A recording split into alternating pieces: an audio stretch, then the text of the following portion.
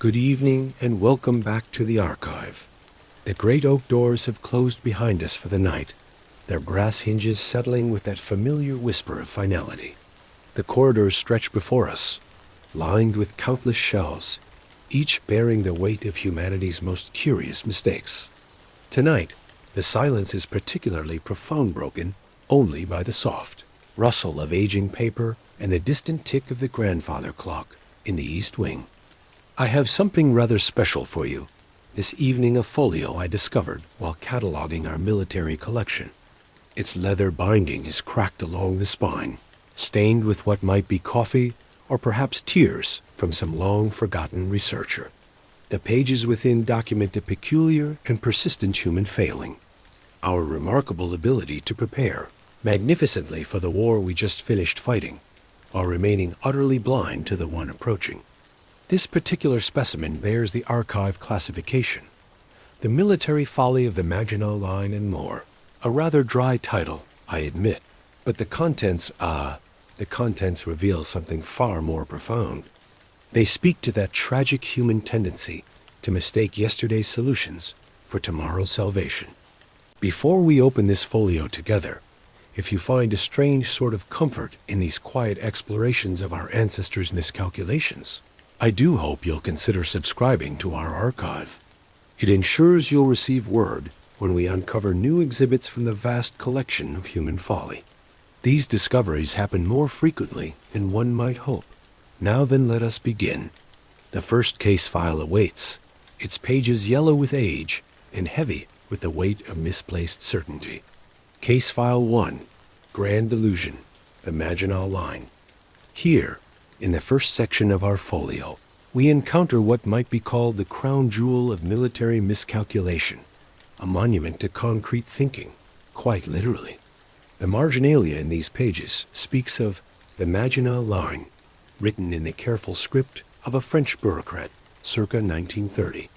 Picture, if you will, the rolling countryside of northeastern France in the years following the Great War.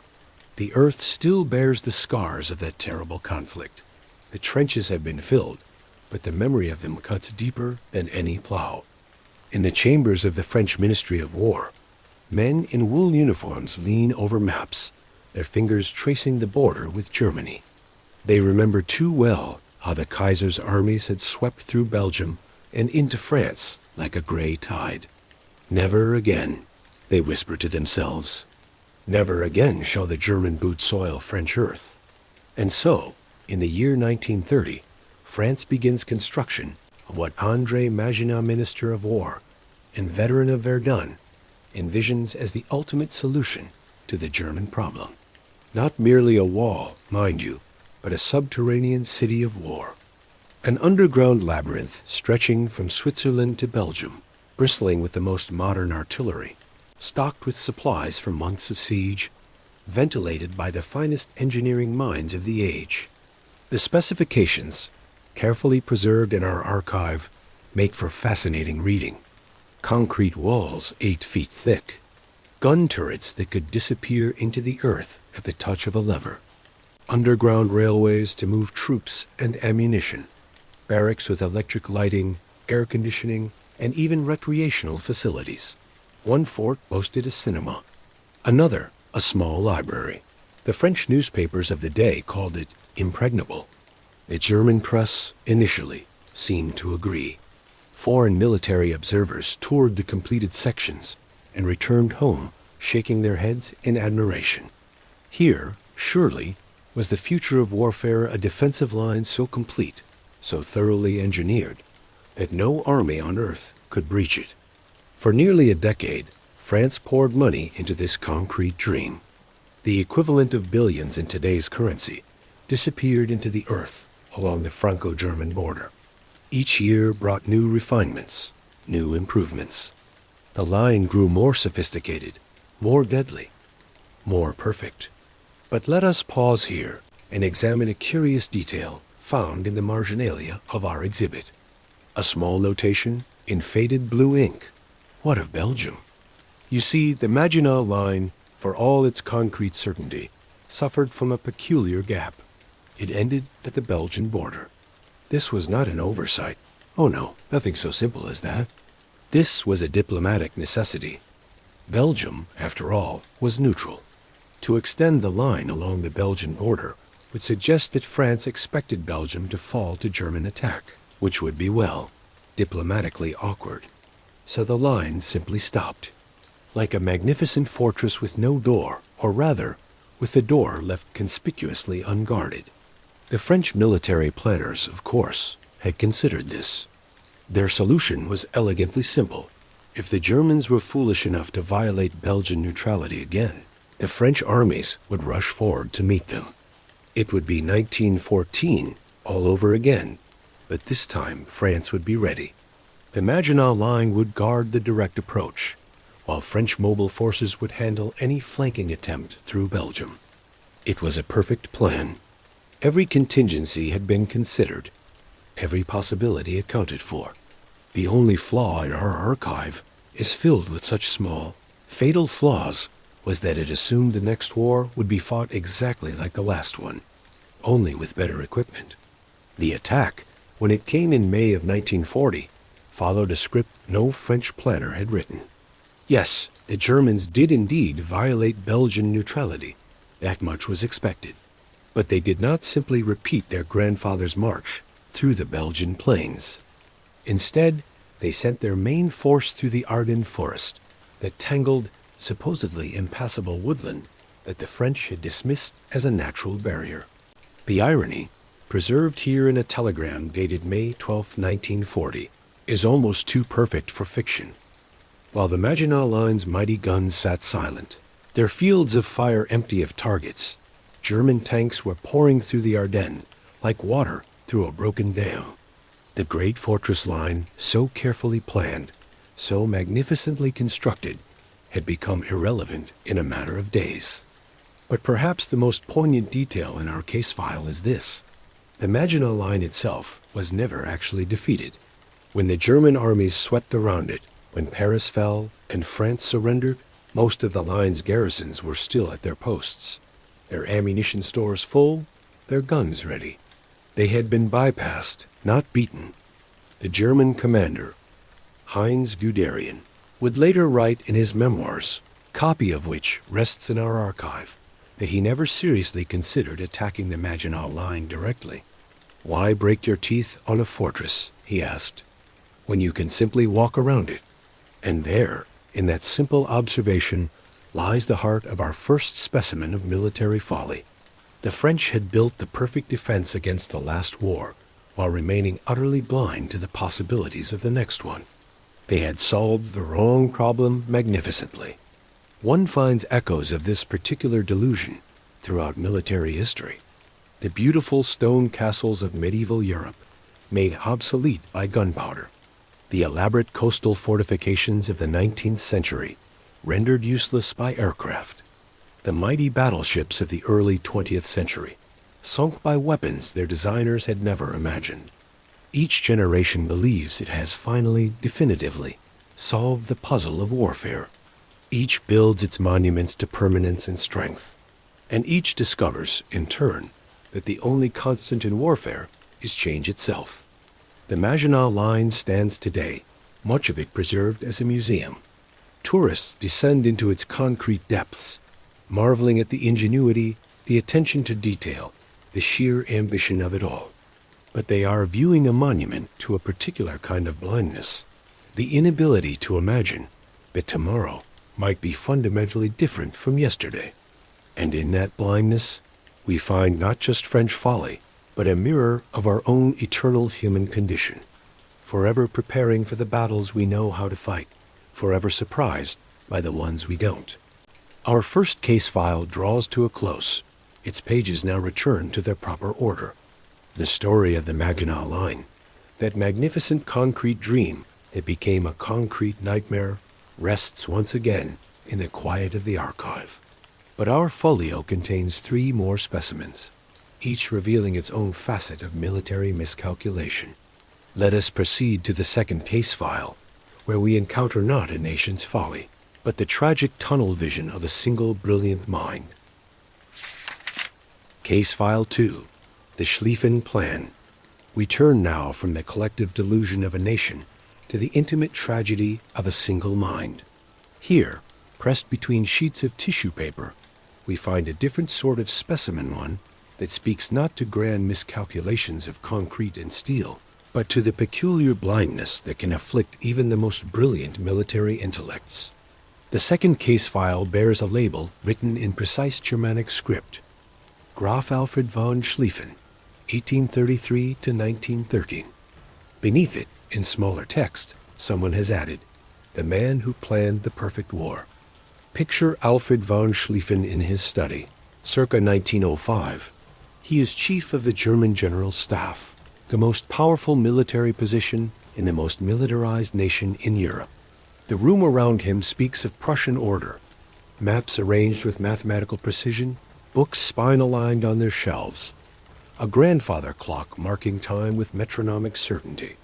The general himself, for he is every inch the Prussian officer, sits hunched over his great work, a document that will consume the final years of his career and ultimately help destroy the world he seeks to preserve. He calls it, with characteristic German directness, Der Schlieffen Plan. The challenge Schlieffen faces is as old as warfare itself, yet uniquely modern in its complexity. Germany, this upstart nation barely 40 years old, finds itself caught between two great powers, France to the west, Russia to the east. The nightmare scenario, what German strategists call the two-front war, seems inevitable. When war comes, and Schlieffen believes it must come, Germany will face the combined might of the Franco-Russian alliance. Mathematically, this appears impossible. Germany simply lacks the men and resources to fight both enemies simultaneously. But Schlieffen, brilliant Schlieffen, believes he has found the solution. Not in politics or diplomacy such things are for lesser minds, but in the pure mathematical certainty of military science. The plan that emerges from Schlieffen's study is breathtaking in its audacity and terrifying in its precision. It reads less like a military strategy than like a railway timetable, which in many ways it is. Every division, every corps, every army has its predetermined path, its scheduled arrival time, its assigned role in the grand ballet of destruction. The genius, and here we must acknowledge that it is genius, however flawed, lies in Schlieffen's solution to the two-front dilemma. Russia, vast and ponderous, will require weeks to mobilize its armies. France, smaller but more modern, can be ready for war in days. Therefore, Schlieffen concludes, Germany must destroy France completely before Russia can intervene. 6 weeks. That is the time frame. 6 weeks to crush France so thoroughly that Germany can then turn its full attention eastward. But how to achieve such rapid victory against a nation that has spent decades fortifying its border? Here, Schlieffen reveals the twisted brilliance that makes his plan so seductive and so catastrophic.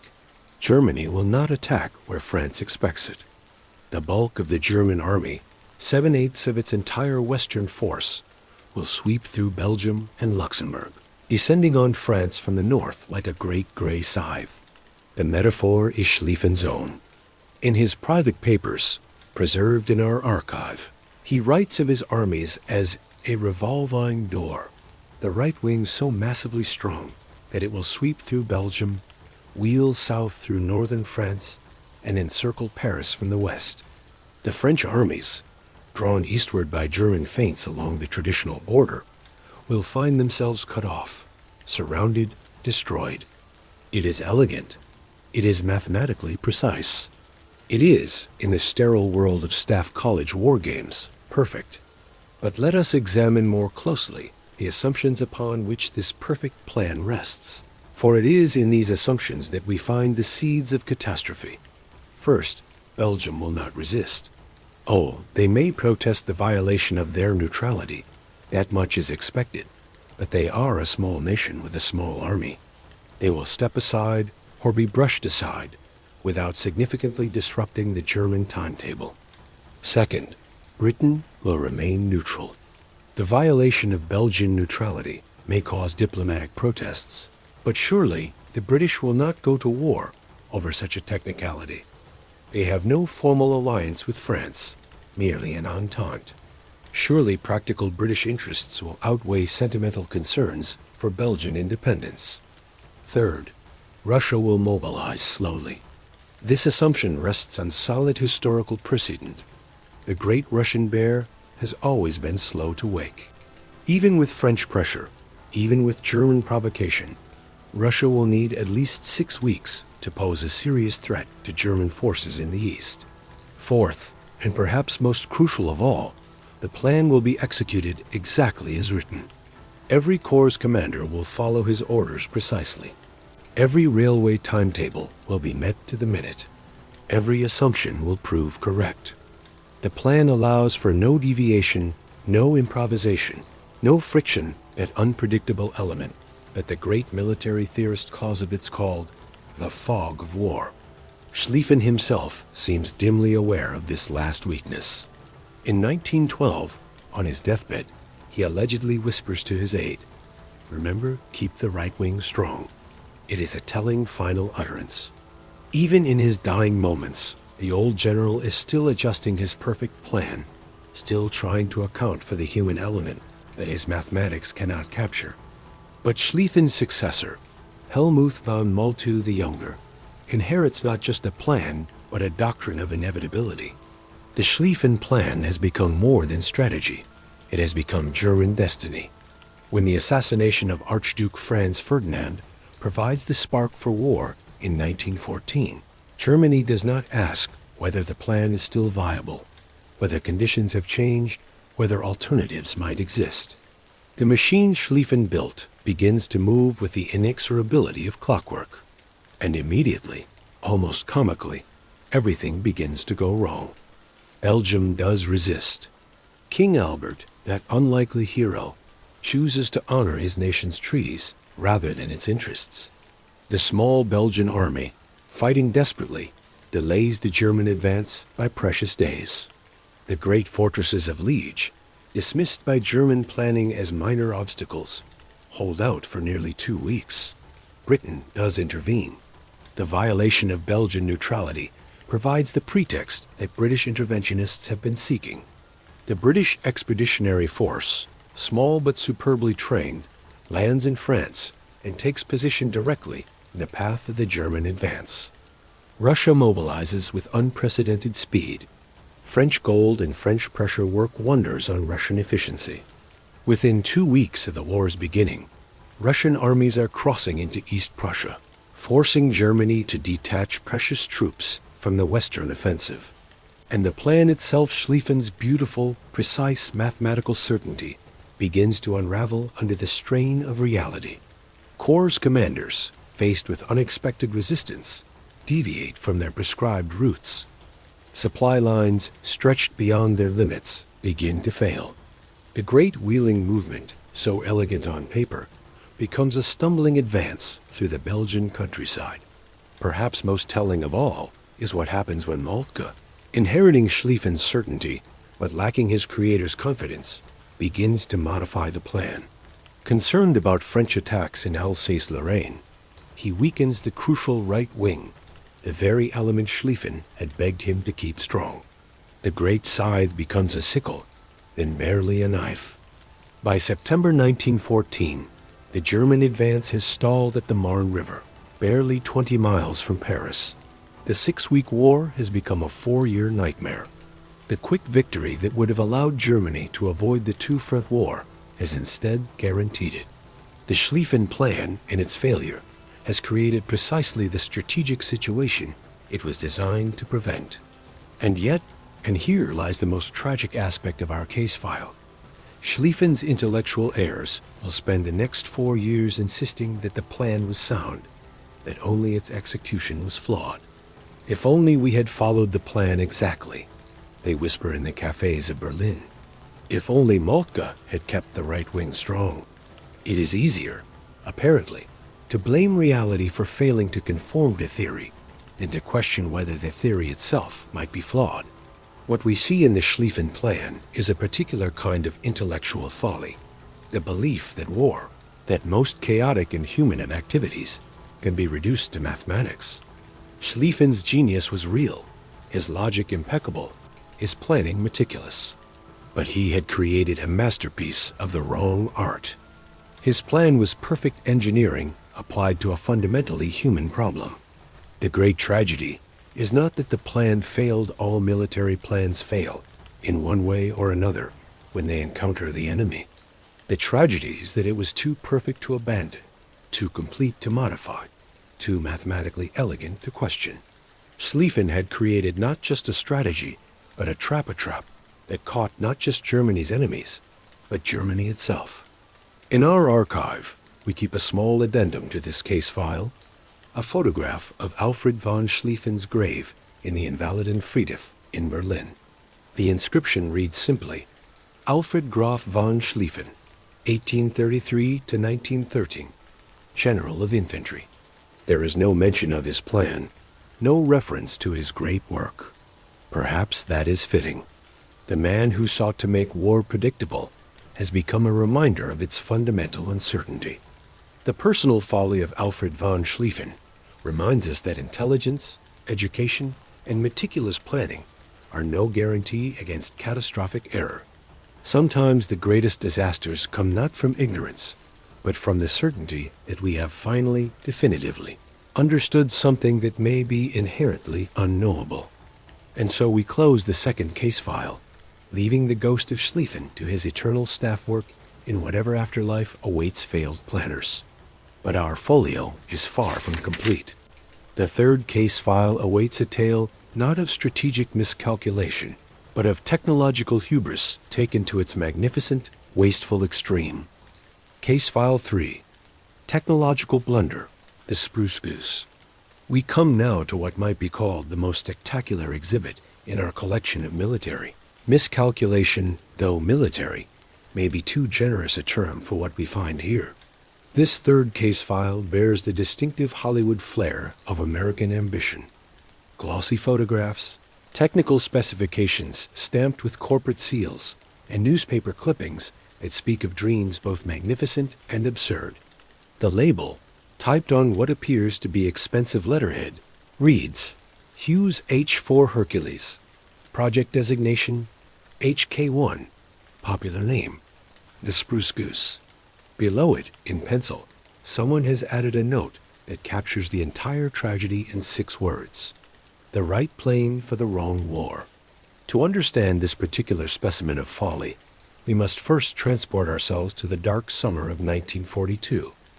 America has been at war for barely 6 months, but already the mathematics of global conflict are becoming clear.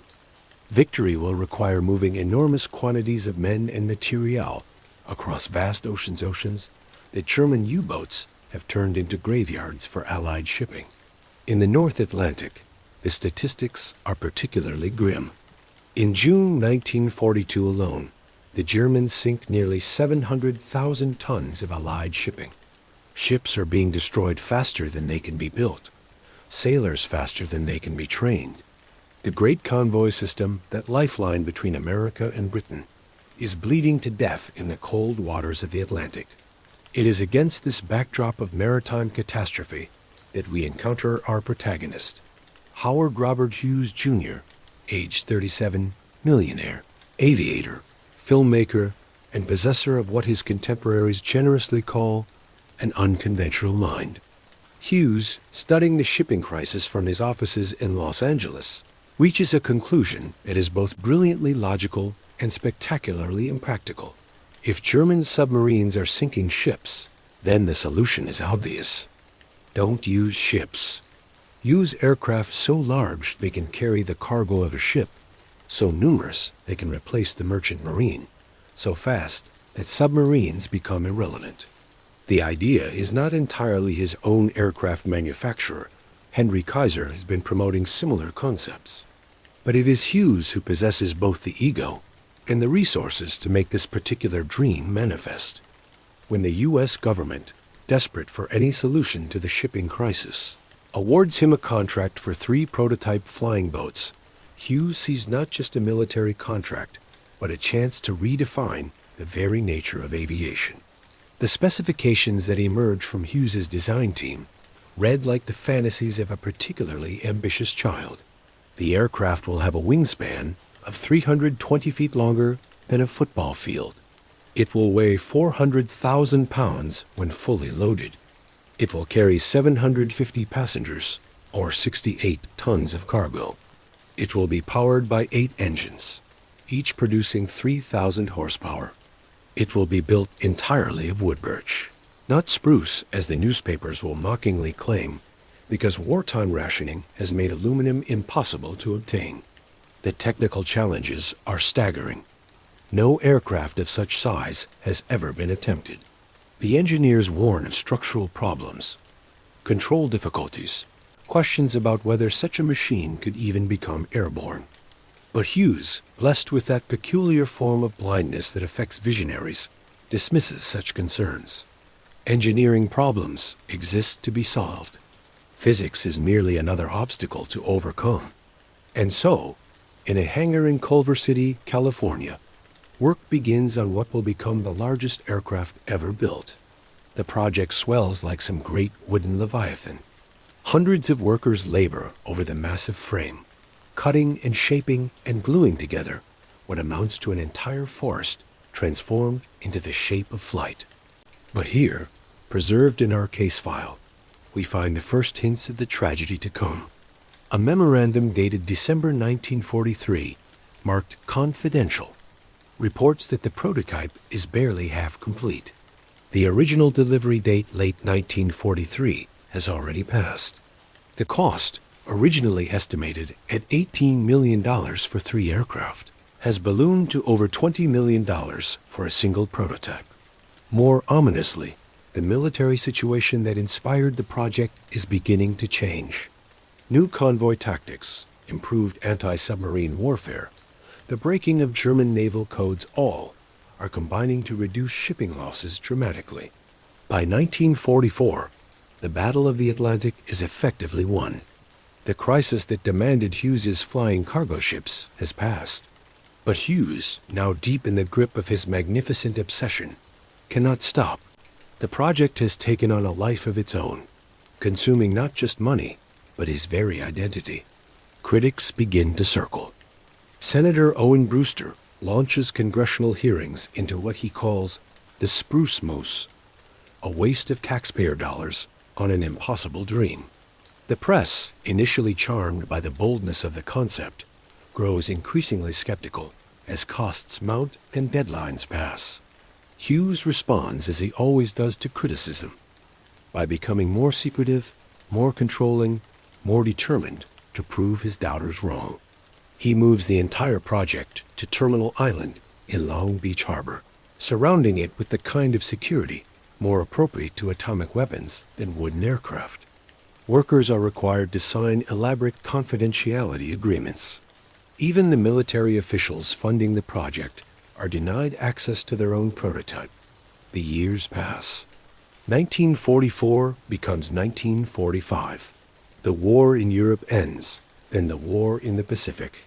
The urgent military need that justified the project evaporates entirely. But still the great aircraft grows in its hangar, tended by Hughes and his shrinking team of believers like some wooden god whose time has passed before it could be born. The congressional hearings of 1947 provide what may be the most poignant documentation in our entire case file. Hughes, summoned to Washington to defend his project, faces a room full of skeptical senators and hostile reporters. He is no longer the dashing aviator of the 1930s. 3 years of obsessive work on the flying boat have left him gaunt, nervous, increasingly detached from reality. The Hercules, he tells the committee, using the aircraft's official designation, was built to meet a need that existed at the time. The past tense is telling. Even Hughes, in his more lucid moments, seems to understand that his dream has outlived its purpose. But he makes a promise that will define the final act of this particular folly. He will prove the aircraft can fly. Not just taxi on the water any boat can do that, but actually achieve flight. He will vindicate 3 years of work, $25 million in taxpayer funds, and his own reputation with a single demonstration. November 2nd, 1947, Long Beach Harbor. The great aircraft, finally complete, sits in the water like some impossible hybrid of ship and plane. Its wingspan casts a shadow that seems to darken half the harbor. Hughes himself sits in the pilot's seat, surrounded by instruments he has personally designed, controlling a machine that represents the absolute limit of his considerable engineering skills.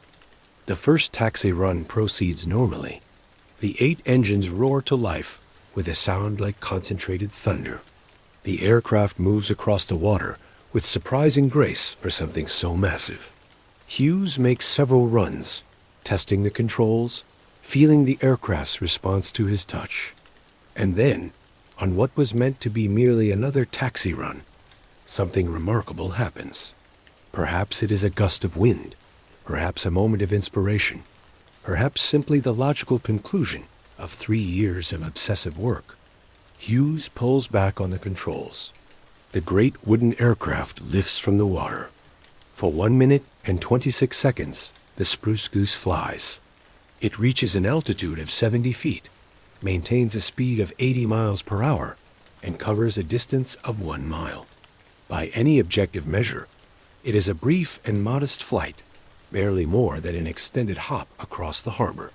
And yet, in those 86 seconds, Hughes achieves something extraordinary. He proves that his impossible dream was not quite impossible after all. The largest aircraft ever built can indeed fly. Physics has not been violated, merely pushed to its absolute limits.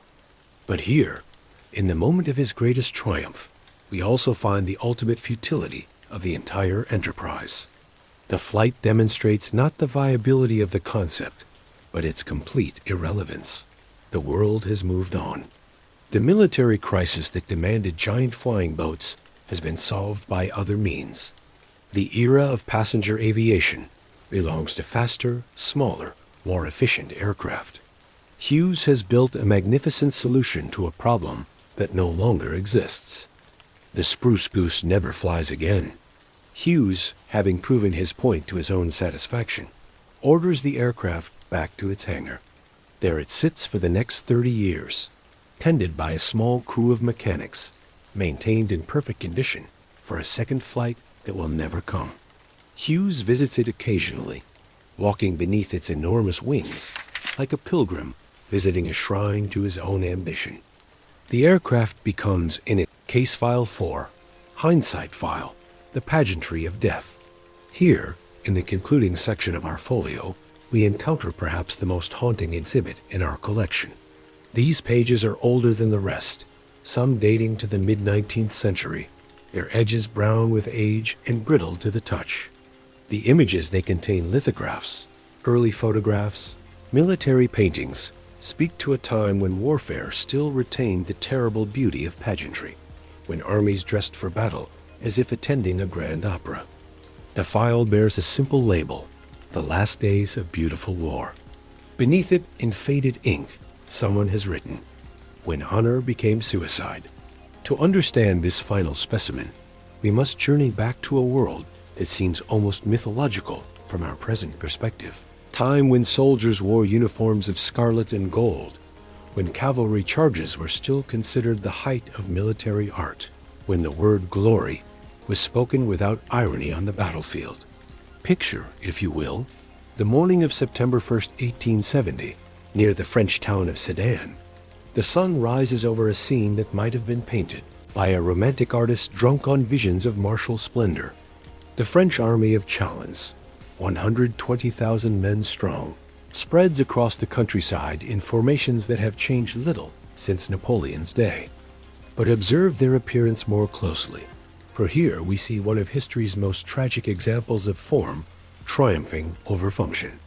The French infantry march in formations, dressed in uniforms of brilliant blue coats and scarlet trousers, colors so vivid they can be seen for miles across the battlefield. The officers, resplendent in gold braid and white gloves, ride horses groomed to parade ground perfection. The regimental flags, heavy with silk and silver thread, snap proudly in the morning breeze. It is magnificent. It is inspiring. It is, as events will shortly prove, utterly suicidal. The fundamental delusion documented in this case file is as old as organized warfare itself. The belief that how an army appears is more important than how effectively it fights. For centuries, this equation had held true. Brilliant uniforms served multiple purposes. They identified friend from foe in the confusion of battle. They inspired courage in one's own troops. They struck fear into the enemy's heart. A regiment that looked like warriors often became warriors simply by looking the part. But by 1870, this ancient wisdom had become ancient folly. The rifle, not the smooth-bore musket of earlier eras, but the precision-engineered, long-range rifle, had fundamentally altered the mathematics of combat. Where 18th century warfare required armies to close to within 50 yards to achieve accurate fire, the new weapons could kill with precision at 5 times that distance. And yet, as our case file documents with painful clarity, military fashion had not adapted to military reality. The French soldiers advancing towards Sedan might as well have been wearing targets painted on their backs. Their brilliant uniforms, so effective at inspiring esprit de corps, served equally well to guide German rifle fire. The German forces they face represent a different philosophy entirely. Prussian military thinking, shaped by decades of scientific study and practical experience, has begun to embrace what we might call the aesthetics of efficiency. German soldiers wear uniforms of muted gray-green, colors chosen not for their beauty, but for their ability to blend with the landscape. Their formations, while still recognizably traditional, have been modified to account for the deadly accuracy of modern firearms. The contrast, when battle is joined, is both visually striking and tactically decisive. French soldiers, gorgeous in their traditional blue and red, advance in neat lines across open ground, their officers leading from the front as honor demands. German soldiers, nearly invisible in their practical uniforms, fire from concealed positions with methodical precision. The result is not a battle so much as a massacre dressed up as a military engagement. French casualties mount with horrifying speed, not because French soldiers lack courage, they possess courage in abundance, but because their entire military culture has failed to adapt to the reality of modern weapons. But Sedan, tragic as it is, represents merely the beginning of this particular folly.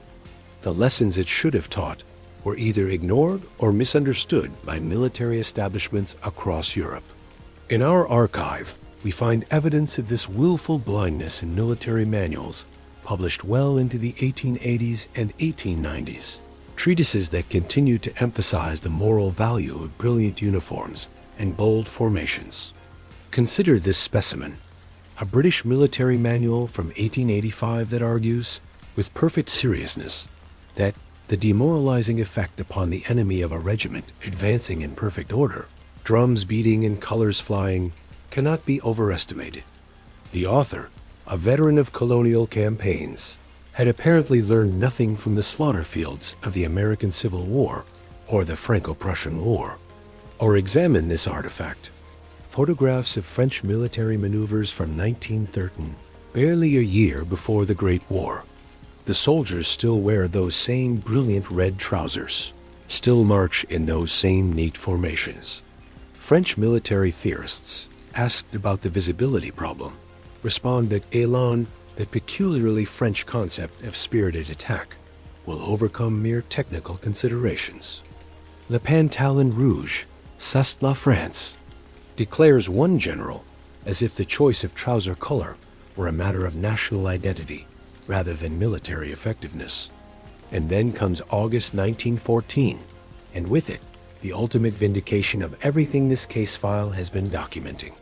The opening battles of the Great War read like a catalog of everything military science had learned not to do, performed by armies that had forgotten why those lessons mattered. French infantry, still in their blue coats and red trousers, advance across the fields of Alsace-Lorraine in formations that would have been recognizable to Napoleon's soldiers.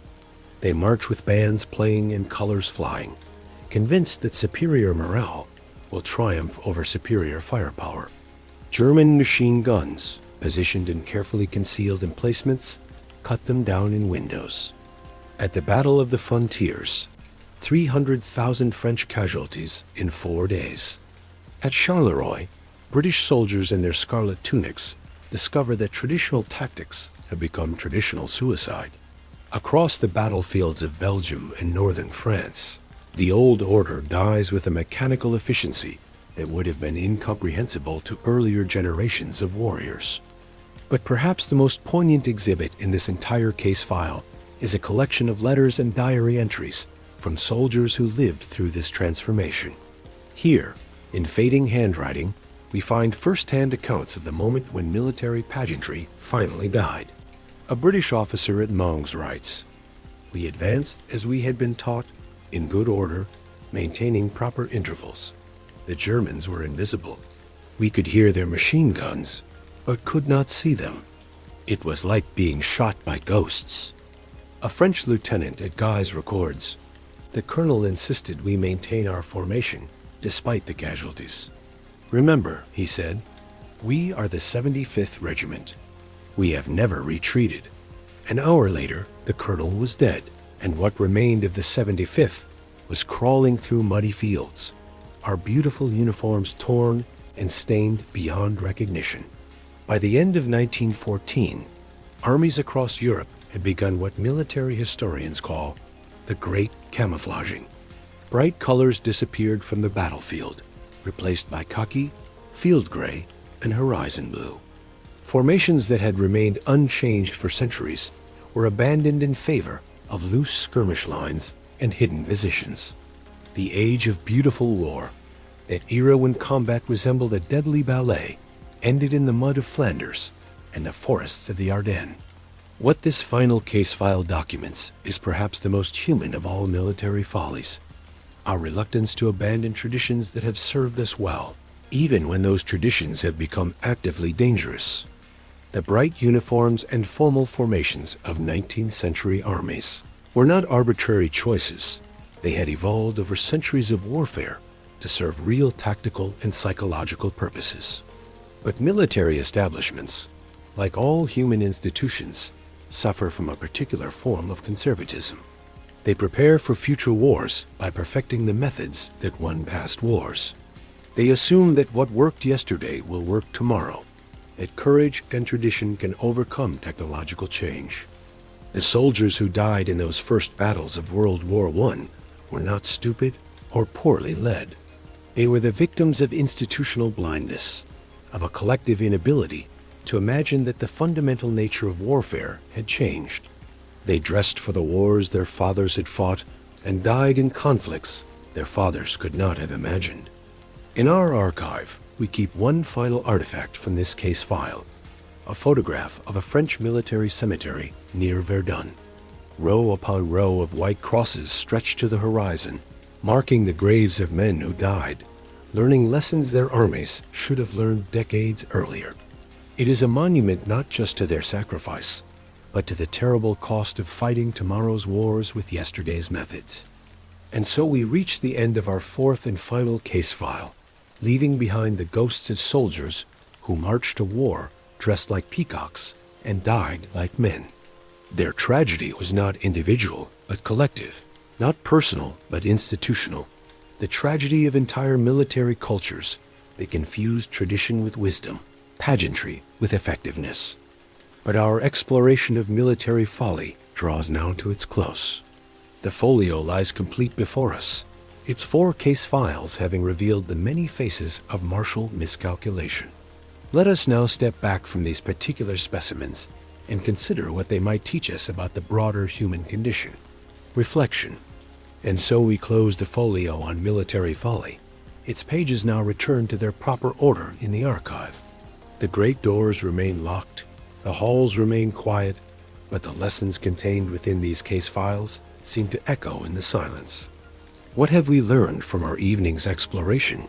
4 different failures, 4 distinct varieties of martial miscalculation, yet all sharing certain common threads that speak to something deeper than mere military incompetence. The Maginot Line teaches us about the seductive power of fighting the last war, How yesterday's solutions become today's obstacles when we mistake concrete for certainty. Schlieffen's plan reveals the dangers of mathematical perfection applied to fundamentally chaotic endeavors, showing us how brilliance itself can become a trap when it cannot accommodate the friction of reality. Hughes and his Spruce Goose demonstrate the folly of magnificent timing, the tragedy of solving problems that no longer exist, of building perfect answers to questions the world has stopped asking. And those bright uniforms of the 19th century remind us how difficult it is to abandon traditions that have served us well, even when those traditions have become actively dangerous. But perhaps what unites all these specimens is something more fundamental, the very human tendency to believe that we have finally, definitively understood the nature of conflict.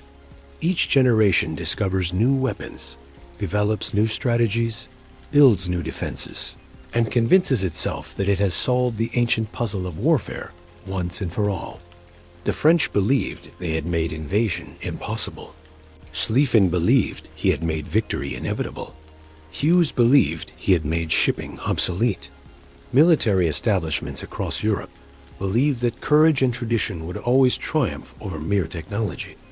They were all wrong, of course, but they were wrong in such particularly human ways, with intelligence and dedication, with careful planning and enormous effort.